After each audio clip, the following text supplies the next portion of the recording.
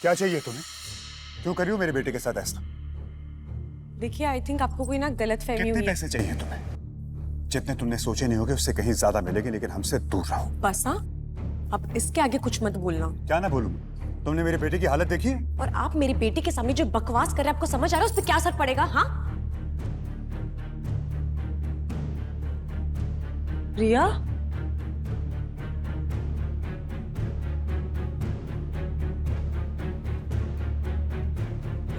आपने अभी मेरी बेटी को देखा जो अभी मेरे साथ आई थी, वो ब्लैक कलर का?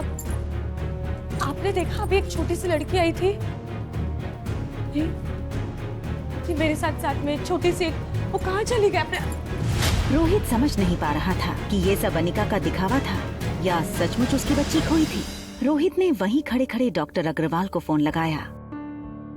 डॉक्टर अग्रवाल मारवास की मल्टी स्पेशलिटी हॉस्पिटल के डीन थे। Hello Rohit, how are you? Doctor, I guess Aryan needs a immediate psychological attention. वो होटल में किसी गेस्ट को अपनी मॉम समझने लगा है और वो relax Rohit, no need to panic, it's normal. Usually इस उम्र में बिना माँ के बच्चे ऐसा करते हैं। इनफैक्ट कई बच्चे तो अपनी मरी हुई माँ से बातें भी करते हैं। It's just a passing phase. फिर भी अगर सिम्टम्स लॉन्ग लास्टिंग रहे तो let me know and I will appoint the best child psychologist for you. Okay okay doctor, thank you. ठीक उसी वक्त अनिका आर्यन को लेकर मेन एंट्रेंस से आई। आर्यन ने पीछे से पापा को पहचाना। उसे पता था कि अगर पापा ने आर्यन को उसे किसी अजनबी के साथ बाहर से आते देख लिया तो उसकी खैर नहीं। इससे पहले कि रोहित उनकी तरफ मुड़ता, आर्यन अनिका के पीछे से स्टेयरकेस के रास्ते ऊपर चला गया। रोहित किसी की भी परवाह किए बिना अनिका पर टूट पड़ा। क्या चाहिए तुम्हें? क्यों कर रही हो मेरे बेटे के साथ ऐसा? देखिए, आई थिंक आपको कोई ना गलतफहमी कितने हुई है। पैसे चाहिए तुम्हें? जितने तुमने सोचे नहीं होगे उससे कहीं ज्यादा मिलेंगे, लेकिन हमसे दूर रहो। बस हाँ, अब इसके आगे कुछ मत बोलना। क्या ना बोलूं? तुमने मेरे बेटे की हालत देखी है? और आप मेरी बेटी के सामने जो बकवास कर रहे हैं, आपको समझ आ रहा है उस पर क्या असर पड़ेगा? हाँ रिया,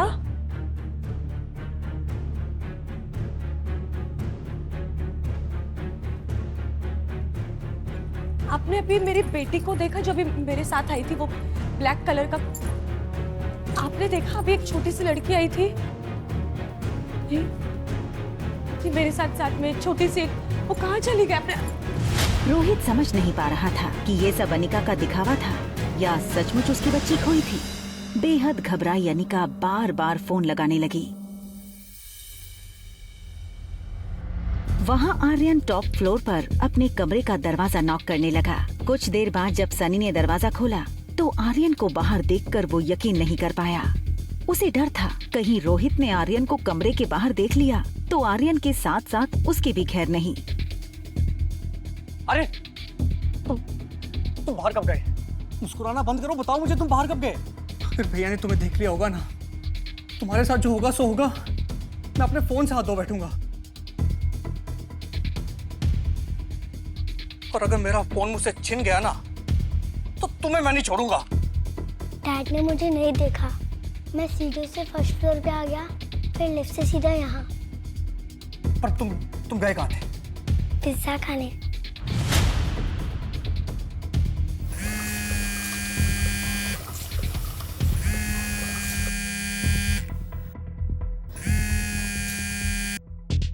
हाँ हेलो मम्मा। मम्मा मैं वॉशरूम में हूँ। रिया की इतनी बात सुनकर अनिका की जान में जान आई। रिया,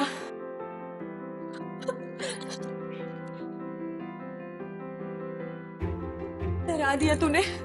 सारा दिन तू इतनी वेल बिहेव थी और होटल में आती तेरी शैतानी शुरू। आज का पिज्जा बहुत टेस्टी था मम्मा।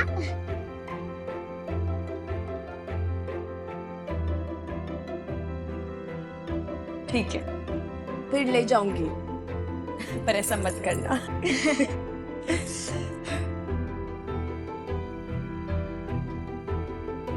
वॉशरूम के सामने एक सर्विस लिफ्ट थी। अनिका नहीं चाहती थी कि मेन लिफ्ट के सामने रिसेप्शन के पास खड़ा रोहित रिया के सामने फिर वो सब बोले जो उसने अभी अभी कहा था। सनी ये सुनकर परेशान था कि आखिर आर्यन पिज्जा किसके साथ खाकर आया। उसे लगा इससे पहले कि रोहित को कहीं से पता लगे मुझे ही सब कुछ बता देना चाहिए। हाँ बोलो। हेलो भैया, ये आर्यन कहीं से पिज्जा खाकर आया है। हाँ मैं उसे अपने साथ ले गया था। एक मिनट, आर्यन ऊपर तुम्हारे साथ है? हाँ।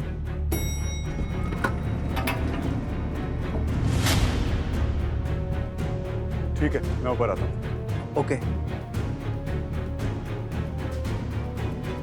इससे पहले कि आर्यन अनिका को पूरी तरह से अपनी मां मान बैठे, मुझे कुछ करना होगा।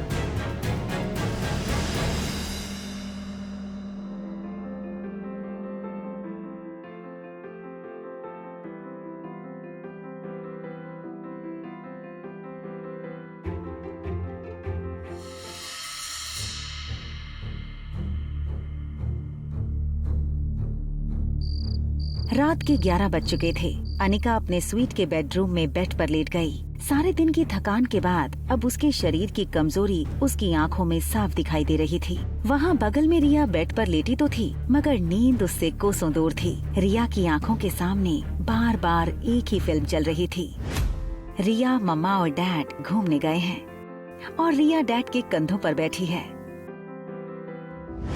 मम्मा, कितना अच्छा होगा ना जब आप और डैड दोनों साथ रहोगे, है ना?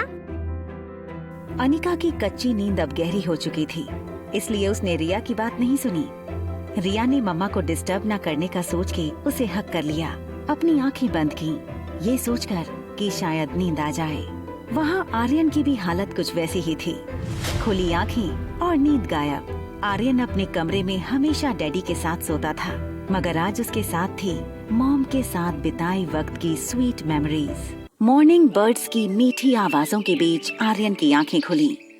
बीती रात उसे काफी अच्छी नींद आई थी, और क्यों ना हो, आर्यन ने जिंदगी में पहली बार माँ का स्पर्श महसूस किया था।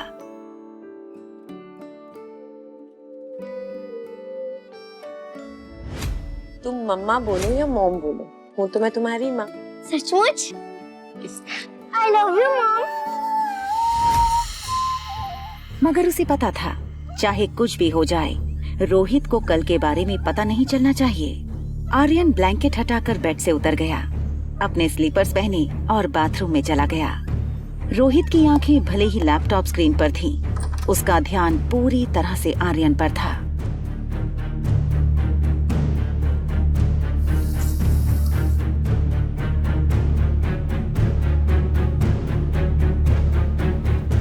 Good morning dad. रोहित की नजर अब भी आर्यन के बर्ताव पर थी, जो अब बिल्कुल पहले जैसे हो गया था। गुड मॉर्निंग बेटा, ब्रेकफास्ट के लिए चलें?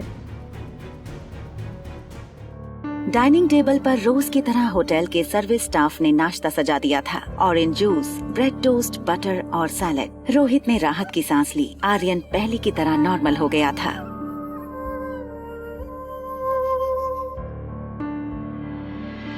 दूसरी तरफ कामिनी सुबह 7 बजे से कुणाल के घर के बाहर अपनी कार में कुणाल के निकलने का इंतजार कर रही थी।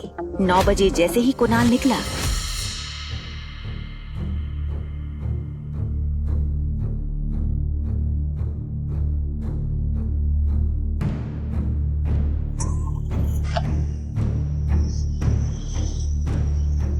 अनिका की सौतेली बहन कामिनी अपने होने वाले मंगेतर कुणाल का अपनी कार से तेजी से पीछा कर रही थी।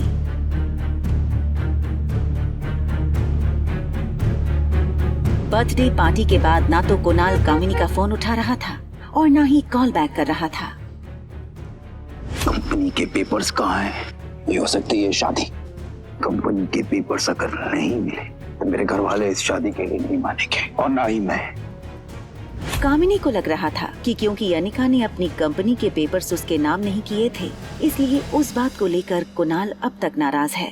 लेकिन वो इस बात से बेखबर थी कि कुणाल किस मकसद से अपने घर से निकला है। ना तो कुणाल कामिनी का फोन उठा रहा था और ना ही कॉल बैक कर रहा था। कामिनी को कुणाल का ये बर्ताव बहुत अजीब लग रहा था, इसलिए कामिनी कुणाल का पीछा करके पता करना चाहती थी कि आखिर कुणाल कहाँ और किसके साथ बिजी है।